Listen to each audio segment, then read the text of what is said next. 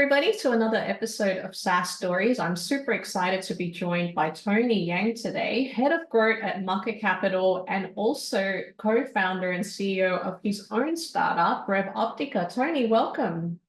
Hi, Joanna. Thanks for having me. Absolutely happy to have you, and actually really excited to get into a lot of detail when it comes to marketing for the world of SaaS. But I'll start with the very first question. For the listeners of this podcast, tell me about your experience in the SaaS world from the very beginning to now. Oh gosh. Okay. That's almost going into my life story. So I'll try to keep it short, unless you have, very specific or direct questions. I started off in SaaS before it was even known as SaaS. My first marketing job, or actually my first real official job, if you will, was back in the early 2000s. I worked at IBM, small little company called IBM, out in Asia. And one of the first projects I worked on when I was there was to help them launch, at that time, what they called an application service provider offering, hosted applications, which is, if you know sort of the history of SaaS, that was the precursor before SaaS was known as software as a service. Yeah. And so, it was just within this certain technology and industrial parks where IBM would service and provide software, hosted software to certain clients.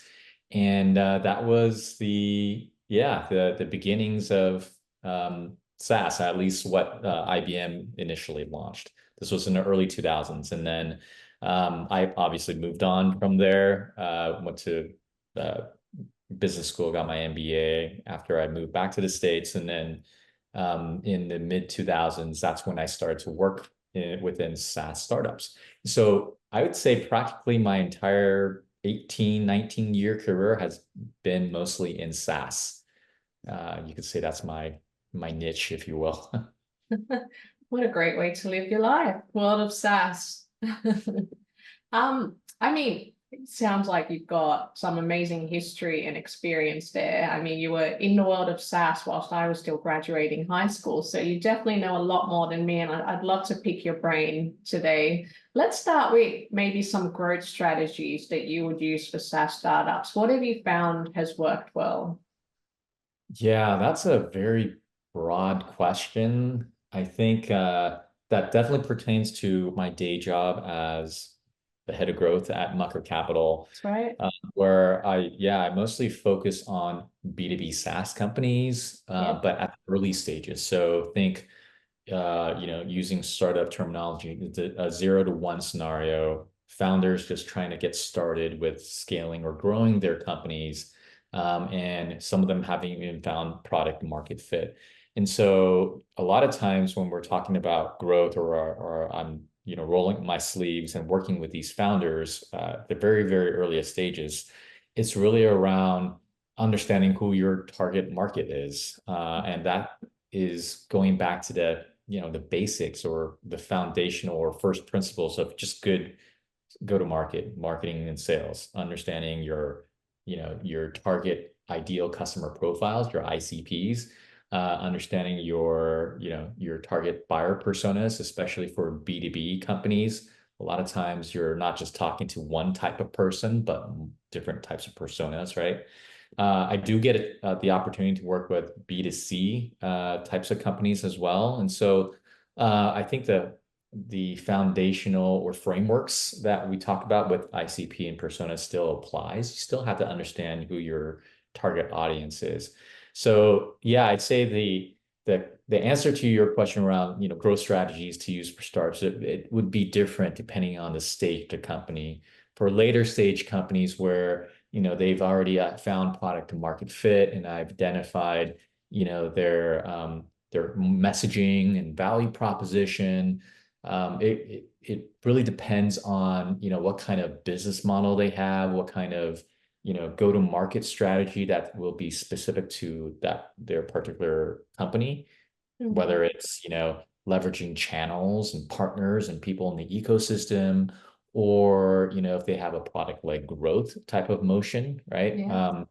And then, yeah, there's a lot of different ways to tackle growth. And what I found, there isn't really a one size fits all. We have Okay. playbooks that we introduce, but yeah, it's usually you can't apply wholesale, you know, like a cookie cutter approach.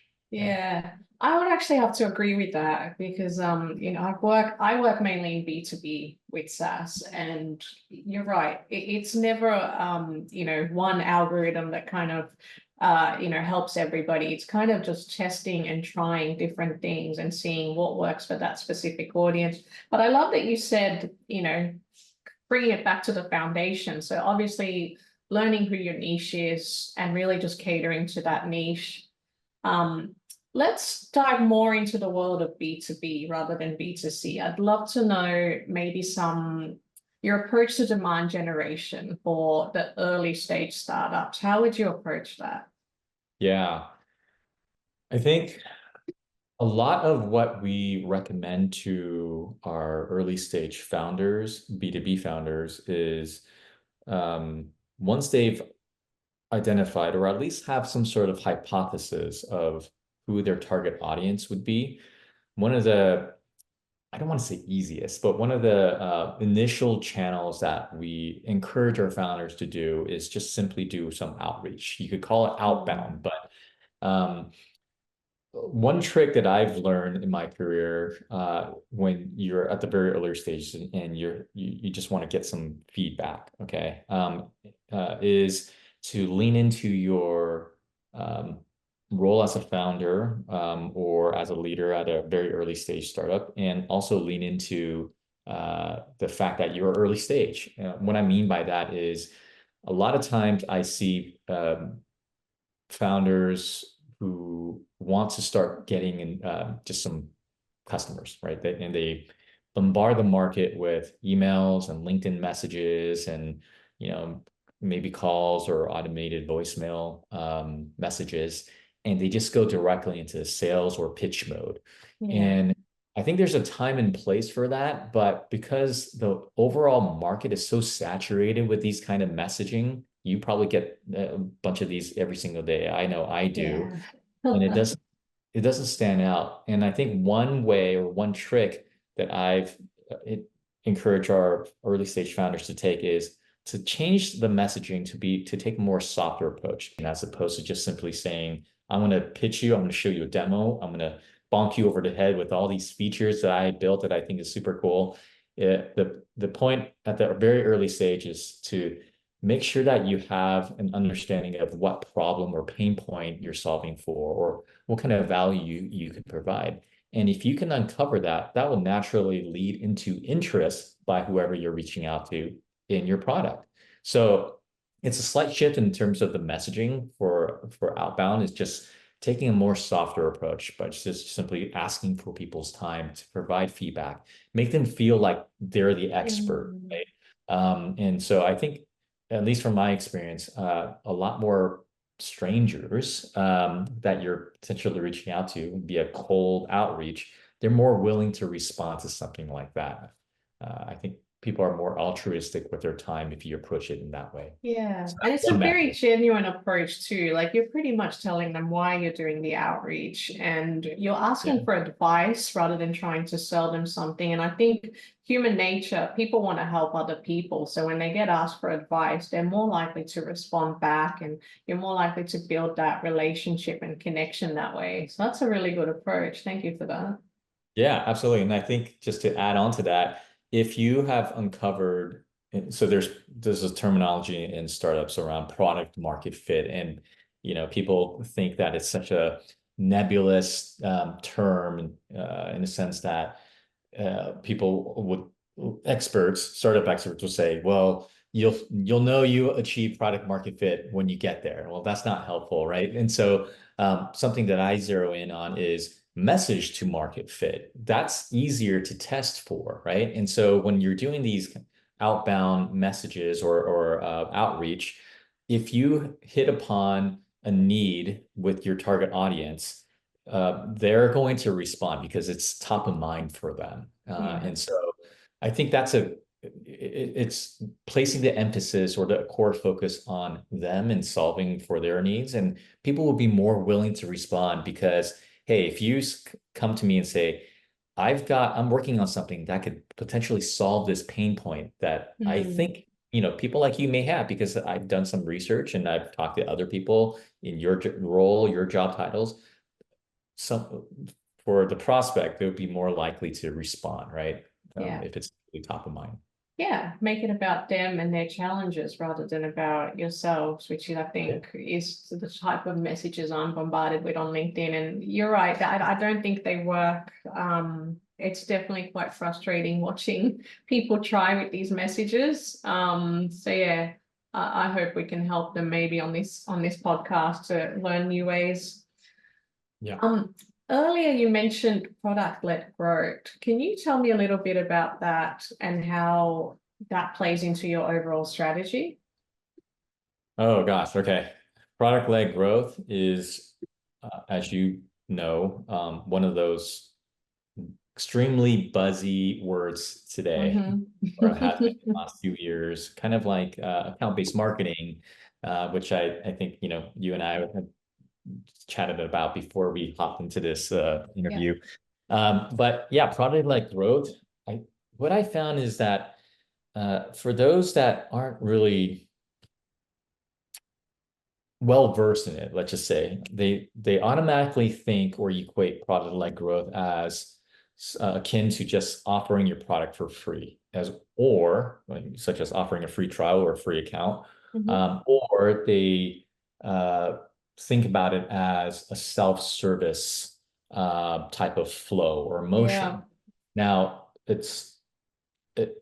I'm not saying that those elements aren't part of a product-led growth strategy. They absolutely can be.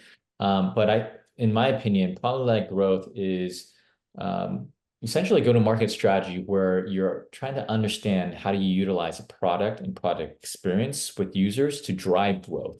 And product-led growth can be utilized in conjunction with a sales-led motion. I've worked at several companies where we're selling to enterprise as well as, a lower end market. And even in instances like that where we don't necessarily have a lower end offering to, let's say, the SMB type of firms, you could still take advantage of a product-led growth strategy in parallel with a sales-led growth. Because if you think about how you utilize a product experience to generate value or to help your users understand or realize value, then that could be accomplished in any type of context, including a sales-led growth motion, right? But really for product-led growth, it's zeroing in on how do you help your users, going back to the whole persona discussion, you got users, you got champions, economic buyers, decision makers, and they may all have different ways of potentially utilizing your product or being exposed to your product. The goal is to really understand how can they extract or understand value from your product experience. And so, if we double click on that and go even deeper, then you start to think about, okay, what kind of experiences within your product do each of these types of unique users need to experience? And maybe you've heard of this term or this framework called pirate metrics. I don't know if you've heard of that. But for our listeners, pirate metrics is one of those frameworks that people utilize for product-led growth. It stands for AARRR. That's why they call it pirate metrics. It's an acronym for, let's see if I can remember, acquisition, activation, retention, and then depending on who you talk to, they either the next R would be either referral, and then the last R would be revenue, or some people flip the last two. Okay, so essentially it's just a framework, but that's a framework that I like to utilize and introduce to a lot of our portfolio companies that are adopting a product-led growth approach to think about the product experience and how do you build that product experience to optimize for each of those quote unquote stages, right? And I've learned early in my career that to not start with acquisition, because again, I made this mistake several times where the CEO would task me, hey, we're about to launch a new product. We're adopting a product-led growth type of strategy. Your goal, Tony, as the head of growth or head of marketing or demand gen, is to get users. Okay, great. I did that. Even got a bunch of users that fall into our ICP, our ideal customer profile.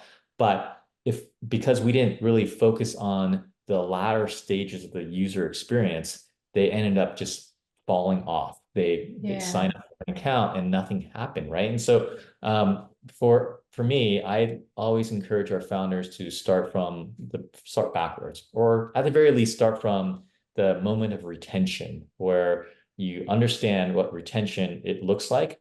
Retention to me is about repeated usage of your product, or repeated realization of what we call the aha moments. The aha moments are when a user is utilizing a product and the light bulb goes off and they think, oh, I get it. This is exactly what I've been looking for to solve this need, right? And you want that to be a repeated experience. And that's one way of describing retention to me. Now, if you focus on that, then you work backwards to identify what's the ideal user flow or journey through your product experience to get to that, right? And so, and again, that kind of goes back into, all right, well, are you utilizing a self-serve motion? If so, then you have to make sure that the user can self-guide them, or perhaps with some assistance through things like, guides and wizard product tutorials built within your product or app, to things like, asynchronous messaging via email, right? You could have nurture emails specifically to drive product usage or adoption, or reminders for a lack of usage.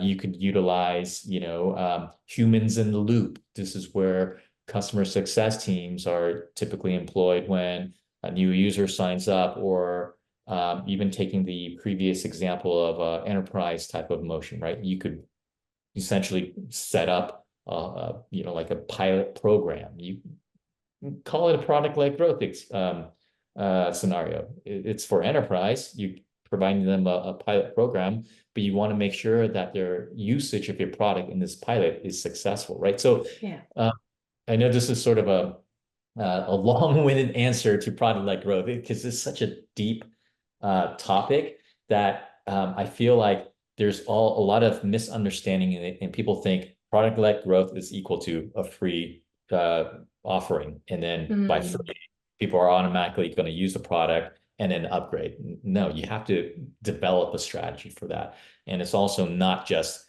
lower end of the market. You could utilize product-led growth strategies to support an enterprise type of offering. So yeah, don't get me started. I could talk all day about stuff like this. No, I appreciate that. I mean, essentially, I'm just going to try and clarify and simplify this, but essentially, you want your product to create such a good user experience that your users keep using it, but then also recommend it to others. Is that right?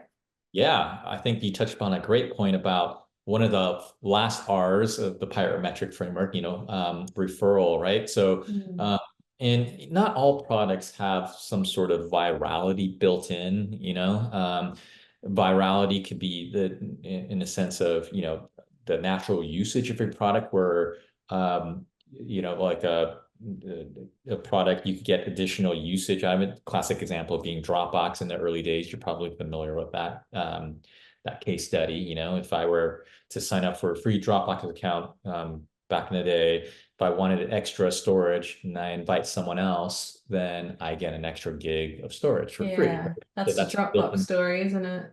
Yeah, that's a built-in virality. And then there's other types of ways to get that referral motion going, like network effects, where, if you expose your product to someone else, then that other person gets exposure and say, oh, what is this that you're using for, file sharing? Like I used to work for a file sharing startup. And so there was like a little thing that said powered by whatever company that I was working at, and it's hyperlinked to sign up for your own account, right? So there's Mm. all these little tips and tricks, but not every product has obvious built-in viral factors or capabilities built in. Doesn't mean that they don't exist, but there's also other ways to encourage product-led growth, even for products that don't have that naturally built in. Yeah. I think that it sounds like there's a lot of strategies when it comes to product-led growth, and I'm sure we can spend the whole episode talking about it. But essentially, you're right. I think it's about how people use your product. And I think a lot of the mistakes I hear from people is, especially from startups and even scale-ups, is they're very much focused on growth and acquisition. And they don't necessarily look at, retention strategies, loyalty, referrals, which I think are actually the best ways to scale, and scale in a way that, causes the least amount of headaches and heartaches for a company.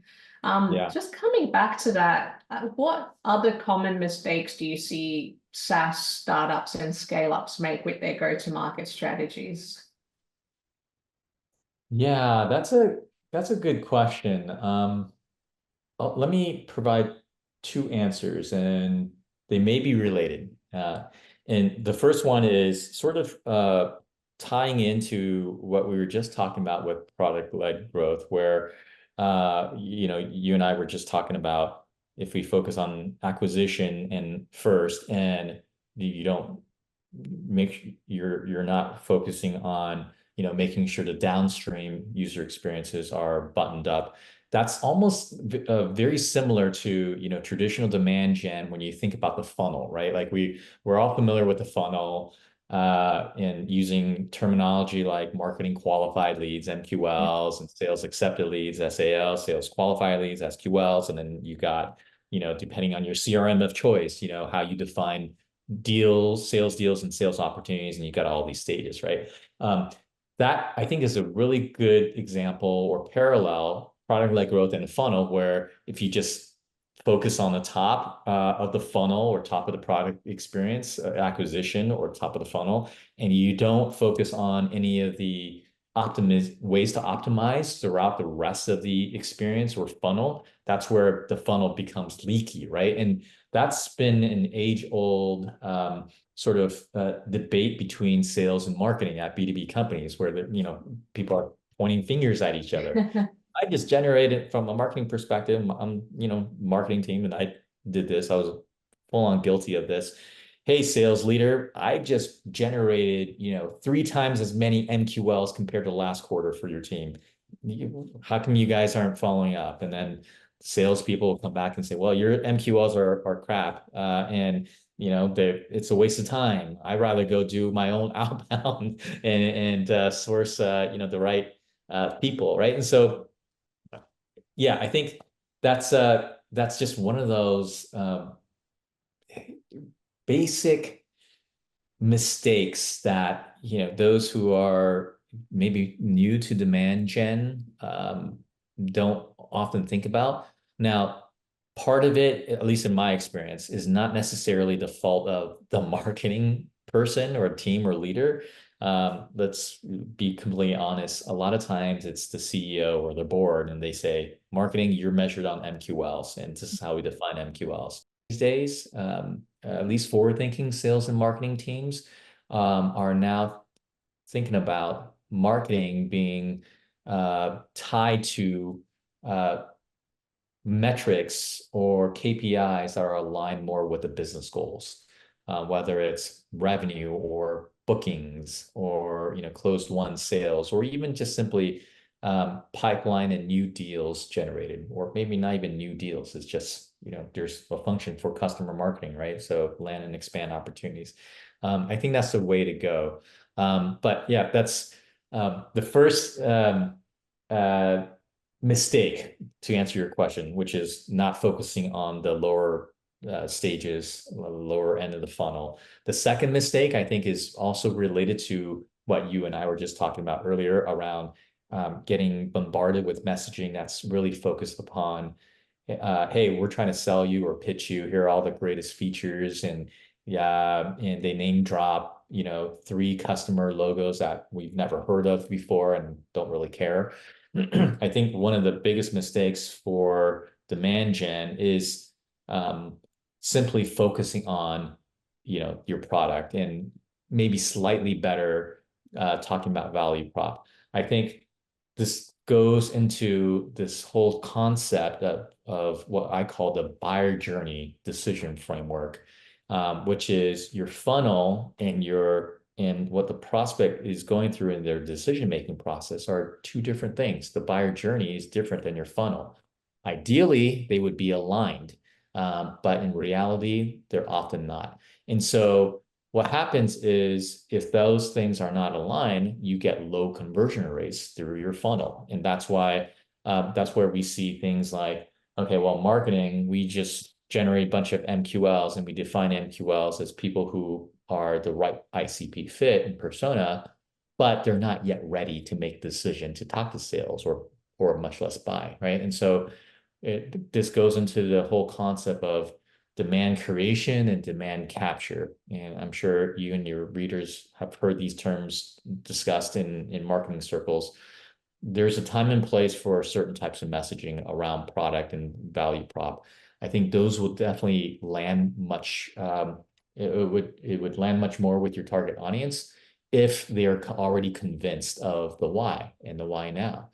In which case, the value proposition messaging and campaigns you're putting out there to drive those messaging home, well, will resonate more with that, as opposed to a prospect who doesn't really think about what you're trying to solve for them. They don't think about it on a day-to-day basis. No amount of, hey, we sell to other people like you. Here are all the 5 million features that we've developed that we think are great. That's not going to work. The goal for the marketing and even with sales, the entire go-to-market team for that part of the market is to really focus on the why now, the urgency, so that they'll be convinced that, hey, I need to do something about this need that is now top of mind. I'm going to go look for a solution for that. And that's all characterized by this buyer journey framework that I use and adopted throughout my career. Yeah. Yeah. I think at the core of that as well is like the need for sales and marketing alignment, because both of those mistakes, it sounds like they're just on completely different planets, doing their own thing, not really speaking the same language. I used the phrase sales is from Venus and marketing's from Mars. Yeah. Which actually brings me to my next question around account-based marketing, because as we know, the core of account-based marketing is the need for sales and marketing alignment. And I think Yes. that's what causes, that's what solves a lot of problems when you compare ABM to traditional demand generation, and also just the traditional funnel approach, because with ABM, you essentially flip the funnel is what you do. But we kind of touched on it before the podcast. I'm curious to get your thoughts on account-based marketing and whether you think this does work for B2B SaaS, because it is B2B essentially. Yeah. No, I totally agree with you. I think I really like how you phrased what you said a couple seconds ago about account-based marketing requires or needs sales and marketing to be well aligned. I think a lot of people, well, I don't want to sound too judgmental, but there are people in the market who say account-based marketing is the solution or the way to get marketing and sales aligned. I don't necessarily agree with that, because account-based marketing, in order for account-based marketing to succeed as a go-to-market strategy, it requires sales and marketing to be aligned. It's not a given. You still have to work towards that alignment. So just by saying we're implementing ABM does not mean that alignment will naturally occur. I think the work has to be put in to make sure that the team is aligned to execute on that strategy. And one of the common ways to create that alignment is to say, hey, marketing and sales, here are a set of target accounts that we're going to go after together, right? And that's on one hand, one way to align, at least focusing on the same targets, right? But, there's one of the things that I've realized, just again, I've worked at companies that, MarTech companies that say we are, an account-based marketing solution. And so I was also guilty of, adding that marketing spin to a lot of my messaging before. But I think the misconception that some people make is that if you go and buy certain tools like a demand base or Six Sense or even Terminus, I used to be customers of some of these early customers, and a lot of respect for several of these companies as well, and friends with a few of the founders. But I think the misconception is ABM is just simply adopting these tools. It's not. Yeah. You can execute an account-based marketing strategy without any of these tools. And if you just have your basic go-to-market system set up the right way, namely your CRM, and having the right views within your CRM and the right data points so that your marketing and sales team and your entire go-to-market team, I don't want to leave out customer success because there is again, land and expand strategy that's often incorporated into ABM, to make sure that all your target accounts, your go-to-market teams are having the same view and looking at the same data points simply within your CRM. And then you could, once you have that and have the right data points, you could strategize together on how to best reach out to the key people at these target accounts. And sure, maybe later on, if you feel like, okay, we need this type of tool to foster engagement or greater engagement with these key decision makers at these target accounts, then yeah, that could provide the business case to go and adopt a technology like a demand base or Terminus, right? But yeah, you never want to just put the tooling before the strategy. Buying a tool is not a strategy. It's meant to help you execute that strategy. And that's the strategy we're talking about is essentially account-based marketing. And it's kind of a misnomer because it's not just marketing, right? It's account-based everything. One of my friends, John Miller, who's now at Demand Base, he used to call it account-based everything. So it's not just marketing, right? Yeah. Would you use a tool or a strategy like account-based marketing for a go-to market strategy where essentially you're approaching net new logos or net new accounts, or would you save it for later once you have, customers in your CRM, contacts that well in your CRM? Would you start with maybe demand generation first and then move to account-based marketing, or do you see account-based marketing as a good strategy for also attracting brand new accounts? Yeah, that's a good question. I think the way that I look at it is it depends on your market.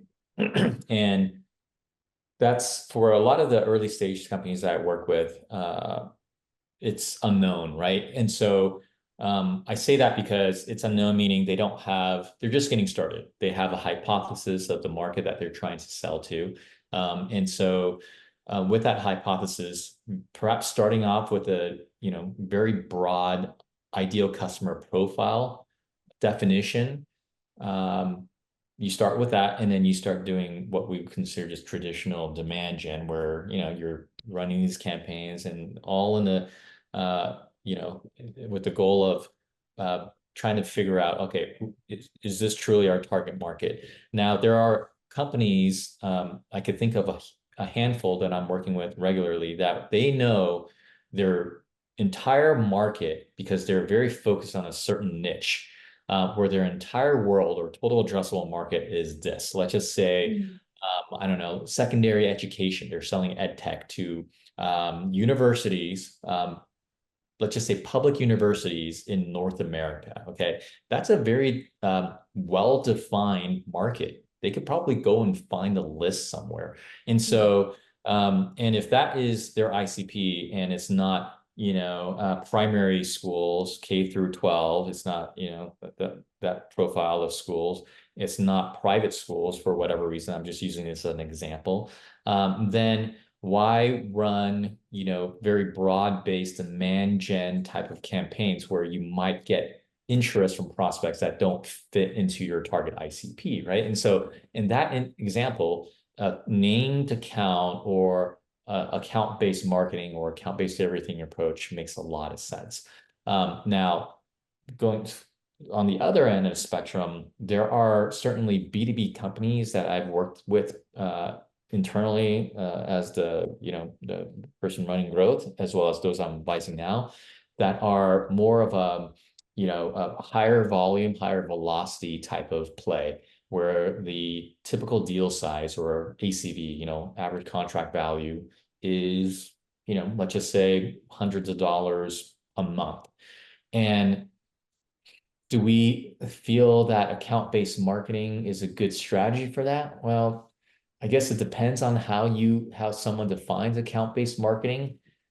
Sure, maybe they could go and find a list of all the target ICPs, let's just say general contractors in Australia, those that fix houses and does renovations and stuff like that.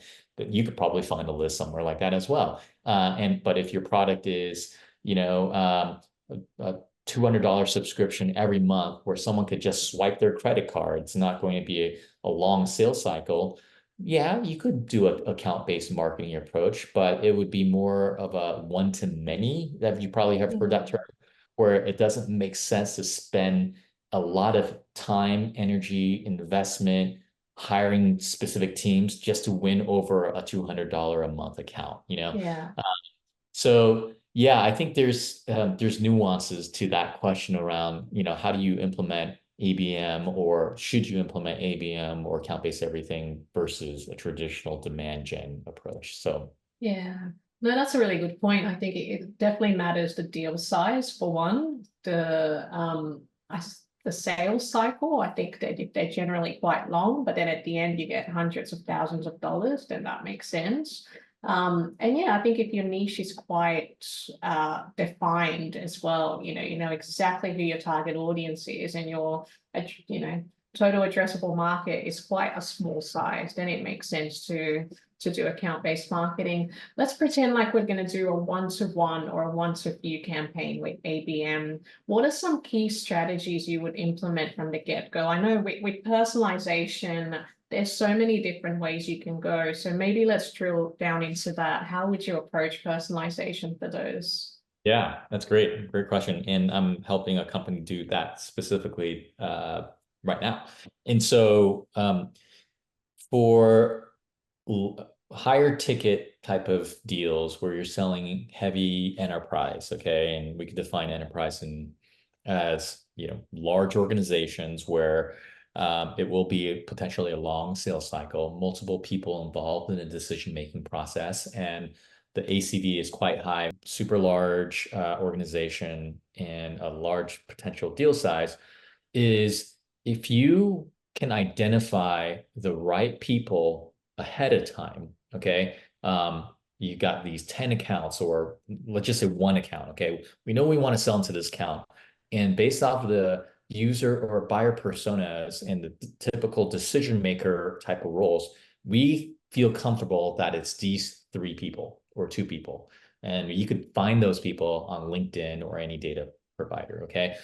If you have that kind of data, then it's about how do we best generate engagement, or how do we build relationship? That's probably a better term, okay, with these people, where we get their attention, but really, understand what they are looking for, what are the key initiatives that they're responsible for following or delivering or executing on, what keeps them up at night.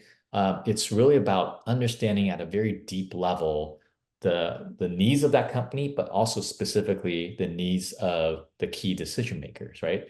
And if you have that, if you understand that, then you could build a strategic plan on how to build relationships with it. This is where marketing and sales can really work together to do that. As an example, if we identified here's the one decision maker, but 3 people on his or her team that will influence the decision-making process. And we know that these people are interested in these areas, or these are the things that they're responsible for and they're measured on in terms of, their performance on a monthly or quarterly basis. And we know that they are having challenges with achieving these goals. Then let's figure out how we could start to, get their attention by saying, hey, we can help you as a high level, right? And so how does sales typically approach that? Well, they're going to do outbound. Smarter salespeople will probably do a more targeted approach, a multi-threaded approach. Multi-threaded, for listeners who aren't familiar with that term, is, how do you talk to all 2, 3, 4, 5 people, perhaps in the same time, in context of each other, like knowing that you are trying to reach this group of people, as opposed to just simply randomly dropping a bunch of contacts from this company in an outbound sequence. There's no context around that, right? It's about, hey, I'm trying to reach so-and-so. I'm also trying to reach so-and-so. I've had a discussion with this person on your team 2 weeks ago. It's much more involved than that. At the very least, sales is going to do that. Now, marketing from if we're talking about account-based marketing now, how can we support that and work together with our salespeople? It could start from simply, creating assets and materials to enable sales to do a better job. Typical examples would be things like case studies, ROI calculators, and, analyst reports that you get licenses to. Those are some basic stuff. But there could be other areas where marketing can provide a lot of creative value, such as, hey, we know that these key decision makers are going to be attending this next event, whether it's, RSA conference every year. That's a, very major security conference, right? We're trying to sell to this, the CSO and the CIO of a company. Well, if we know that they're going to be there, let's invite them to, some sort of networking C-level dinner with these other people that are peers to them, perhaps one of our existing customers that absolutely love what we do and how we've helped them, and get it into a, intimate dinner conversation where, we talk about specific needs, right? And that's a win. Marketing can help get that set up, to things like, how can we maybe establish some sort of customer advisory board. Sometimes marketing, especially those in a customer marketing type of role, are often involved with working with customer success to make sure that they're doing customer marketing and running customer advisory boards, where you're getting input from other, your key customers, but you're also finding ways to land and expand. Maybe they've adopted to one local office or business unit. Well, we can now figure out, hey, how do we leverage our existing relationships to build connections or build engagement with, other business units or other regions, other regional offices, right? And so there's a lot of different ways that marketing can work together with sales to focus on this one-to-one approach, where we know it's a high value account, and there's high value in the sense that we could win initial deal, or in the latter example, land and expand. How do we get expansion revenue? How do we get cross-sell and upsell opportunities? Yeah, I love that. I love that you said, marketing is there to support sales. And I think vice versa. I think sales also needs to talk to marketing. And I think with account-based marketing, one-to-one especially, there's so much pressure on sales with that first outbound message to really land. So you can't do like a, one-to-many generic, hey, we're in the same industry and, let's connect type message, where you really need to really personalize it. And I love that you mentioned things like, dinners. I've seen clients do effective ABM by just inviting people to like breakfast, round tables, really connecting with them, making it intimate and personalizing it. So yeah, that's really good advice. So I think we've touched on a few buzzwords there, such as product-led growth and account-based marketing. And I've selfishly gone down a bit of a rabbit hole with account-based marketing, but I'll get us out.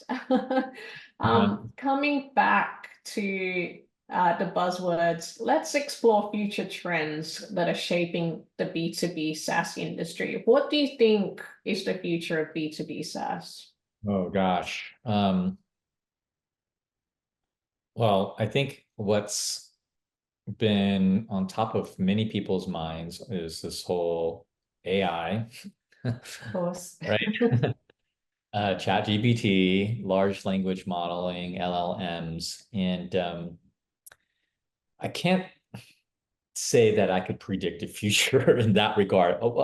I'm answering your question in this way, which is there's a lot of talk about generative AI, and in the context of marketing, there are different ways that we can think about this. One, how do we position if we have a solution that has or incorporates some level of generative AI or large language models? And I've worked at several of these type of companies in the past, and have always struggled to figure out, okay, how do we hop on the bandwagon and tag on AI to the descriptor of our product? Because it's that's we feel like we have to do it because that's a trend, and it's buzzy, and we don't want to be left out, and so therefore we tag on AI. And that happened to me even 8 years ago, when machine learning was the beginning parts or the beginning conversations of adding an AI element to your product using predictive modeling or predictive analytics. And yes, I did that, like because we wanted to make it sound like, or seem, for our product positioning, to make it seem like, hey, we're on the forefront of technology. And I think at the end of the day, sure, maybe there are customers or those in your market that you're trying to sell to who may buy because you added AI to what you described. But I don't know, from my experience, AI is just one of those things where it's an enabler. No one's buying AI for the sake of AI. They're buying your product to do something, a job to be done, a need to be solved for, a pain point to address, right? And perhaps you adopted AI to do a better job than other options out there, to solve for that pain. And I think that's a good way to approach it. Yeah, I think just try to figure out, how do you truly communicate value of your offering, your product, and value proposition, and all that, in light of this whole heavy influx of AI, just messaging AI that's flooding the entire world, right? So there's that. And then there's obviously AI tools that are available. And again, there's plenty of people, marketing and growth professionals, who are probably much more well-versed than I am. I do play around with certain tools out there. There's a lot of people that are really deep into this stuff. I don't call myself, a prompt engineer. I test around certain things. But what I've noticed in my line of work as the head of growth and advising our startups is there are certain tools that can help do a better job than tools that weren't available years ago. Yeah. I've worked at companies like what's now known as Writer, WRITER. It's a writing tool. I worked there before they rebranded. It was a company called Cordoba. But tools like that, like Copy AI, which is a similar tool to Writer, it could help marketing and growth people and even salespeople do a better job at writing content. And I've seen a lot of bad examples of content written by AI, and you could tell that it's written by AI. Oh, There's yeah. also, yeah, I've probably seen this, AI that writes content that is very generic. I've experimented with a couple tools that say, hey, we can help create 100 blog posts within weeks based off of long tail keywords that you want to optimize for. Okay. And they Who would just want use to read those? right. And then when I do read it, it's just it's fluff. There's no substance to it. And if we're trying to build our company or our brand as thought leaders in a space, you can't use LLMs, large language models, that's trained on content that's out on the web already and it's, the newest, it's trained on content that was published 2 years ago at the earliest, right? And so you're Yeah. not going to get that level of expertise, you know what I mean? And so I think again, sorry for a long-winded answer. The trend that I think I'm seeing is, all right, how do we utilize and find these tools to do our jobs better as marketers, as growth people? And there are certainly tools out there that, are claiming they could do this because of AI, but not every tool is going to help you do a good job of what you're trying to do. There are certainly tools out there that are great that can, substantially level up and make things much quicker or faster because they're using AI type of technology. But I think it's dangerous to just say, hey, we're going to replace all of the SDR team with these tools that can write messages and do, SDR outbound without a human in the loop. I don't think we're there yet. So, Yeah. um, so yeah, No, that's I definitely agree with that. I think, look, I mean, no one can truly predict the future. I do believe with AI, yeah, it definitely helps with productivity and it streamlines certain really boring tasks. But I think there'll always be a need for a human, and especially that level of like personalization and customization that's needed. And I think with content generation, you still need to create something that's people are going to enjoy reading. I think people also much prefer absorbing content in the shape of video as well. So having that human that they can interact with, connect with, and see will definitely be important. But yeah. I'm gonna end the podcast on a positive note. I'm gonna ask you, and this could be a professional answer, it could be a personal answer, but what do you look forward to in the future? Oh, what do I look forward to in the future? That's I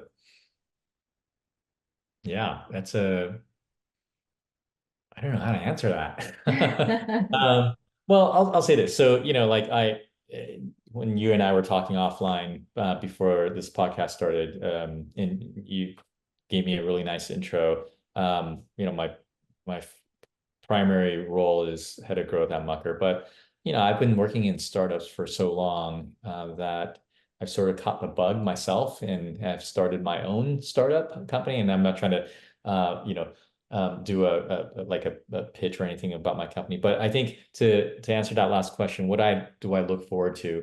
You know, I just feel like for me, I like building, that's part of the allure of working in startups because you're part of the Yeah, building process. And whether it's in a growth role or, ops role, for me, I enjoy that building process of like seeing progress. And so I've taken that to my own interest around building my own startup around, something that has been a challenge or a pain point of mine professionally as a marketer for a B2B marketer for over 18 years. And so that's why I started this other startup. It's a side project now until, who knows, we'll see what happens to it. But yeah, I guess what I'm looking forward to is not necessarily just building that company, but, seeing it solve the needs and pain points of people like me that I've used to experience when I was, running marketing and demand gen and growth within B2B companies.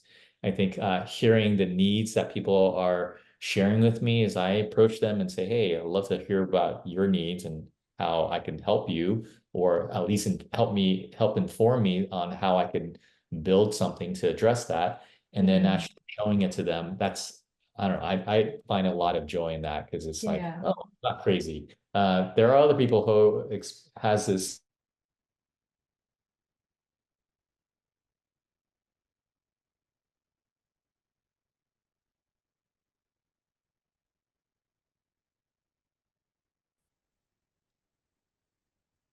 I know. Did I lose you? You did for a Oh, second there. I I was just know. gonna say, I can definitely relate to that answer because this is what excites me about the world of SaaS startups and scale ups, I think, compared to enterprise, is that you can really take something from zero and just grow it and just watch it grow. And it's exciting and because it's a kind of dynamic environment, kind of like raising children in a way, but Yeah. it's definitely more exciting getting to say, the first 100 customers than just growing it from like 100 to 1,000, for example. So I can definitely relate to that answer, and I love that answer. But thank you so much for being on the show today, Tony. I mean, you apologize a few times for giving me long-winded answers, but I actually really appreciate that. I love taking a deep dive into some of these questions and really learning as much as possible. So really appreciate your time today. Thank you so much. Thanks for having me, Joanna. It was really fun just to chat with someone about all the stuff that geeks about things like this, like me. So really enjoyed it with you. Absolutely.